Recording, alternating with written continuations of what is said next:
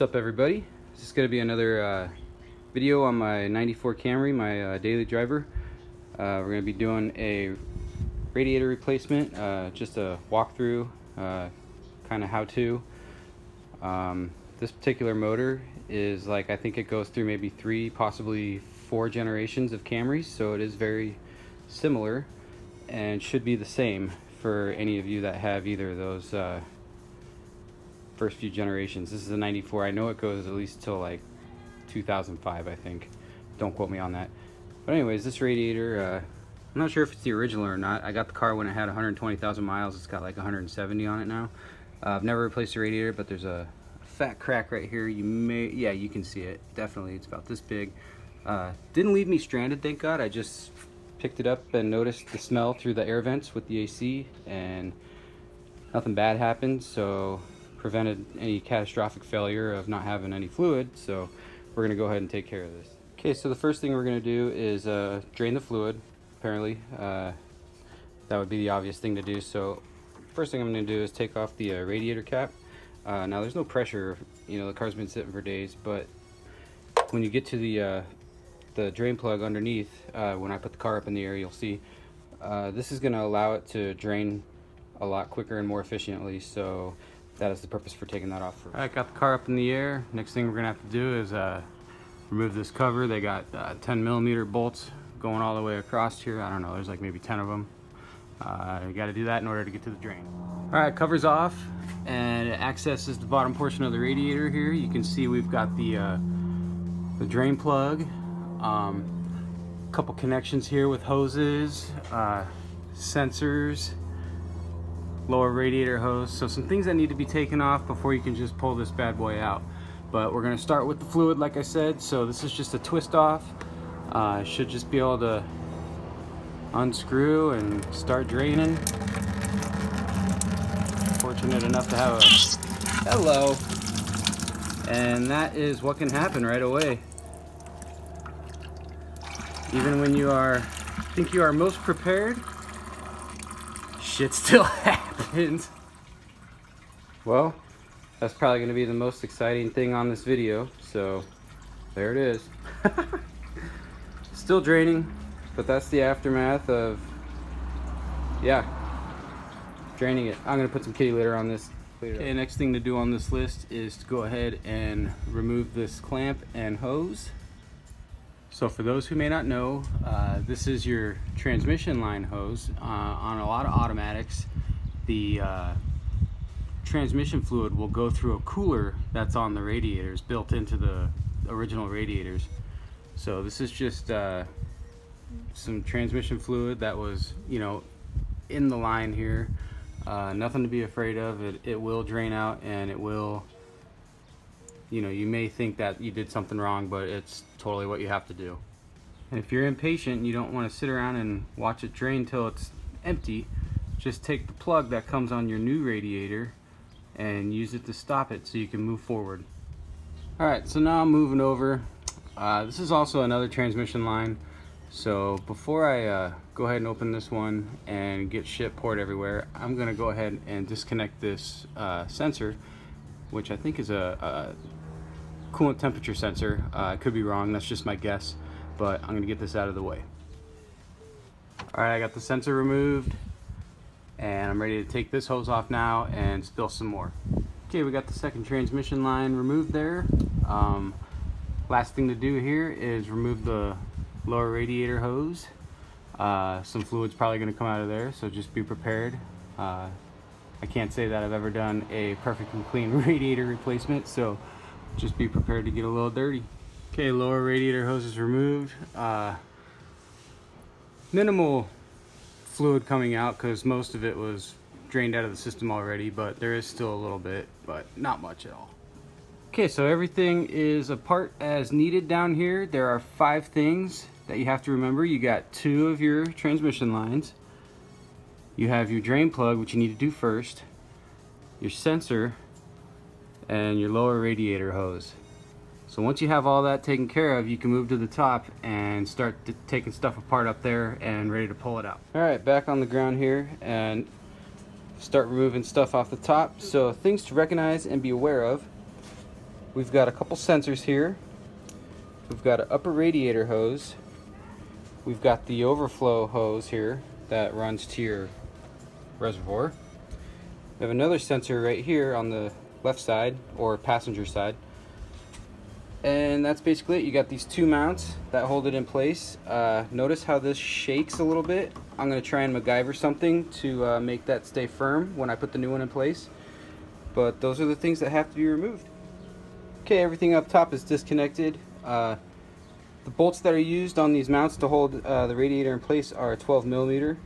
So now that everything is loose and apart and sensors are disconnected, hose is off, I just folded it back. This should pull right out.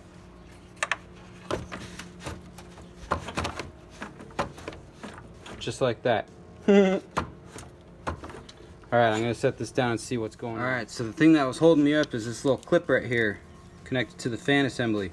So again, depending on the condition of your car, this could have been brittle and broken away already and may not be an issue, but I got to pull this off so I can pull everything off. And that definitely was it. That's what things look like without it. You got your condenser there for your AC and lots of space. There's the old one.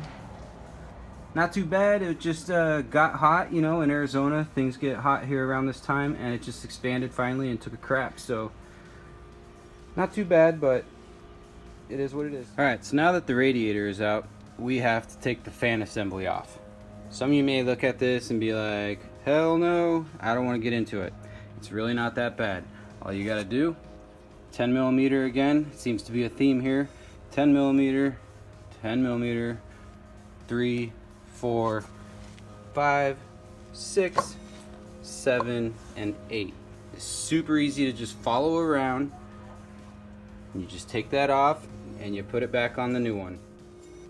Okay, this is what they look like off. I'm getting ready to put them on my new radiator. Just be aware of what side came from which side.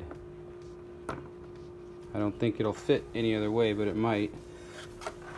So just be aware of what side you pulled it from so you can match it up with the next radiator here, and all the holes line up. So I'm just going to put my bolts back in, tighten it up, and get it back in the car. Okay, fans are in place, everything is intact now, ready to get put back in.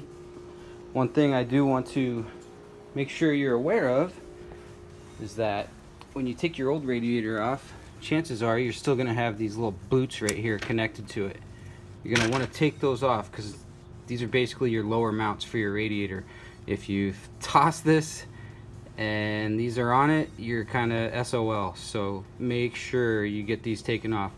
And they just go right down here.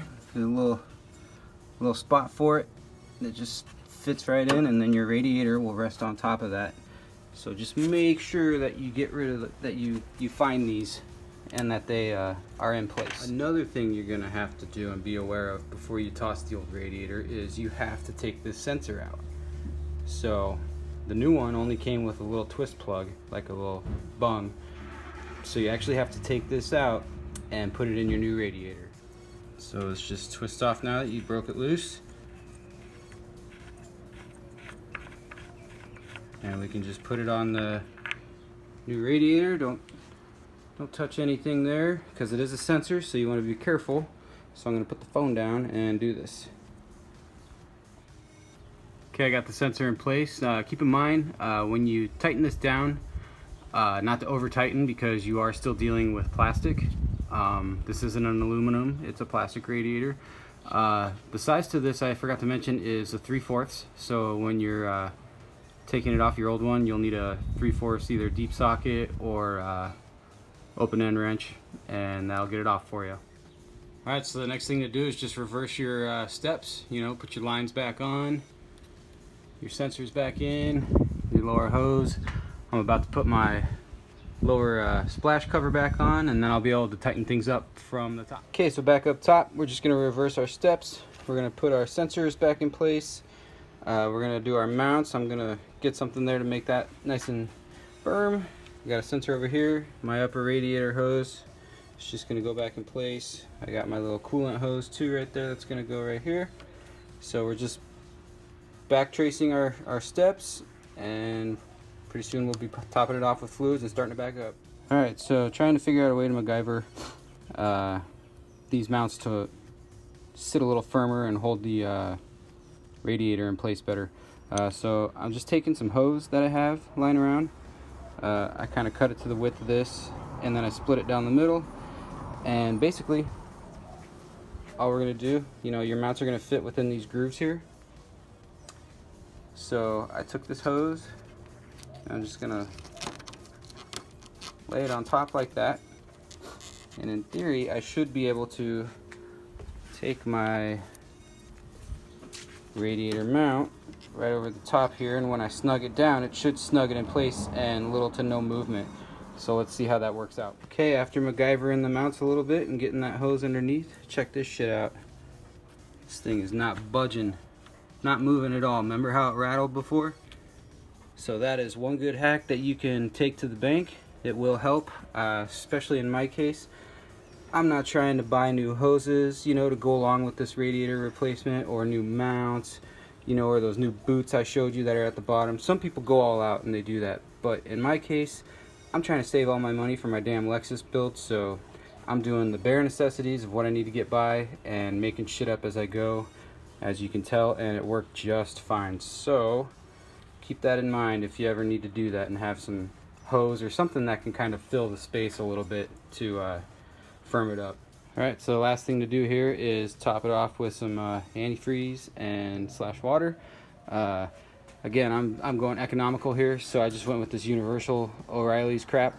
I got full strength instead of the 50/50 because here in Arizona I can add the water myself. So it's going to take probably about 2 of these. I'll do a full thing of this, and then I'll fill this up with water and add as I need. So that's what I got left to do.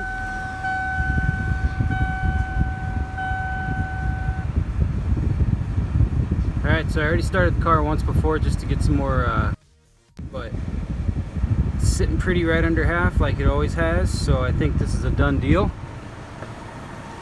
We'll take a look at it from this side. Always want to make sure there's no leaks. Nice and tight. Everything's good.